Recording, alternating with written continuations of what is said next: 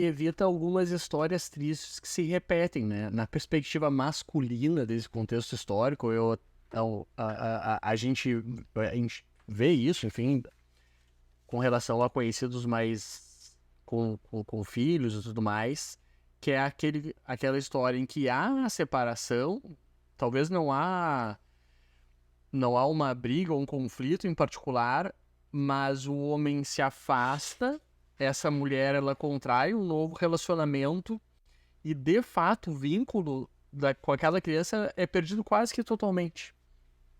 E isso gera problemas psíquicos mesmo nesse pai que perde esse relacionamento, perde aquele vínculo importante com o filho. Às vezes o filho super jovem e num período em que ele está de fato construindo uma familiaridade com a figura paterna que acaba se projetando em outro homem. E esse convívio nessa nova formatação traz um aspecto refrescante que permite a manutenção desse vínculo para que o homem possa exercer sua paternidade também. Eu acho que é muito bonito isso. E os papéis da mulher e do homem podem ser... ganham novos ares e o homem pode exercer essa paternidade com orgulho a partir dessas novas figuras jurídicas aí. Agora, a questão depende, talvez a gente possa dizer assim, muito mais de uma maturidade do pai e da mãe do que da concepção jurídica da guarda compartilhada. Certeza. Eu estou vendo uma série muito interessante que é o Ted Lasso. Ted Lasso, eu recomendo para todo mundo. Era um treinador de rugby nos Estados Unidos que, por uma determinada razão, é contratado por um time da primeira divisão da Inglaterra. O objetivo é quebrar o time para ser o técnico de futebol. E ele acaba conquistando todo mundo, enfim, aí vem a história. Mas ele, quando se muda dos Estados Unidos para Londres, ele já vinha em processo de separação, já estava até separado. A mulher tinha horror dele, não admitia conversar sobre voltar a se relacionar com ele, mas ela, ao mesmo tempo, ela incentivava o filho a conversar com ele online, pelo menos 1 hora por dia. Então ele ficava jogando memória, jogos online de computador, pelo menos 1 hora por dia. E quando, por compromissos profissionais, ele não fazia isso, a mulher cobrava. Olha, Ted, não se esqueça do jogo, é a hora do joguinho, é a hora da conversa com o fulano, não lembro o nome do menino. Mas na relação com ele, havia um antagonismo absoluto. Ela não tinha boa relação com o ex-marido. Mas tomava esse cuidado, sabendo que ele era uma pessoa com suas virtudes, com seus defeitos, e que seria muito pior para a criança macular essa imagem, essa relação com o pai, que evidentemente, como qualquer ser humano, é uma pessoa que tem seus defeitos, mas pior é não haver o relacionamento. Certo. E aí eu acho que o direito não traz uma solução boa. Exato. Porque nós temos como regra a guarda compartilhada, mesmo em países diferentes. E esse exemplo do Ted Lasso mostra a realidade de uma situação dessas, tá? E agora, se não há uma boa vontade, tá? Uma maturidade do cônjuge, nós passamos aquilo que se chama de alienação parental, que é o maior problema na relação pós-casamento, pós-união estável. Né?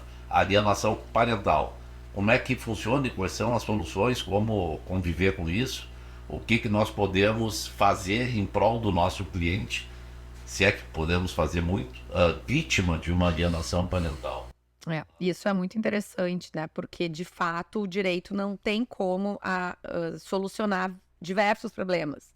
Isso a gente fala muito para os nossos clientes. Olha, a gente vai até um determinado ponto, que é o juiz proferir uma decisão adequada, que é a gente chegar num acordo adequado. Agora, qualquer um dos dois pode decidir não executar aquela decisão. Tá? E aí, o que fazer? O juiz não vai bater na casa, na porta do cliente, né, do nosso cliente, dizer, do pai ou da mãe, e dizer, olha, você tem que atentar ao que está aqui no papel. O que a gente pode fazer? Entrar com uma ação executando aquela decisão, né? Combinando multa por descumprimento daquela decisão, por exemplo, a mãe que não entrega o filho para o pai. Claro que nós temos diversas ferramentas para auxiliar isso.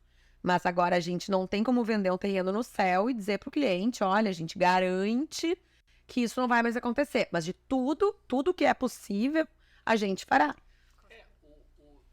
O direito, ele já com as suas limitações, consegue fazer algumas entregas de índole patrimonial, algumas obrigações de fazer isso ou de não fazer aquilo. Agora o direito não pode, não tem a condições de obrigar alguém a dar amor. O direito não tem condições a exigir boa vontade.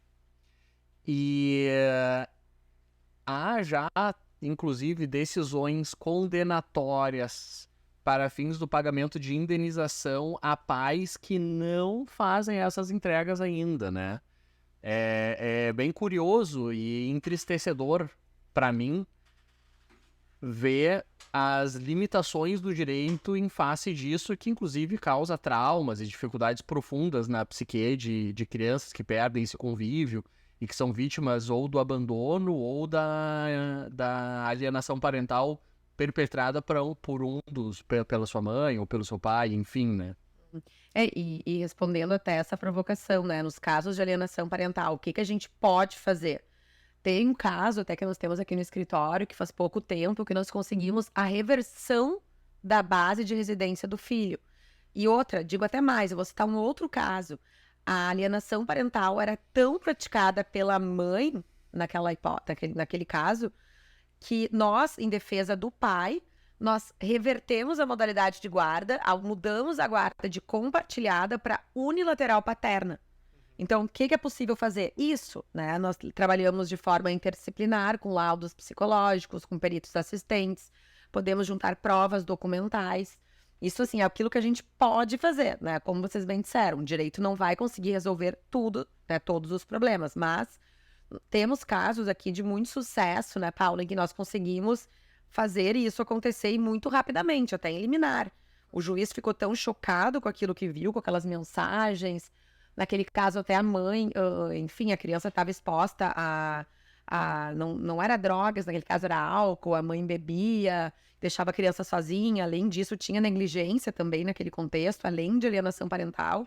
E nós revertemos a modalidade de guarda, né? Na verdade, alteramos a modalidade de guarda, e a criança até se mudou de cidade para ir morar com aquele pai. Então, foi um caso muito importante. As pessoas dizem, a lei da alienação parental não adianta nada. Realmente, ela tem diversas limitações. Mas quando existe uma alienação parental escrachada, e a atuação do advogado, porque o advogado tem que acreditar na causa do cliente, né? Ele tem que comprar aquela briga. Claro, né?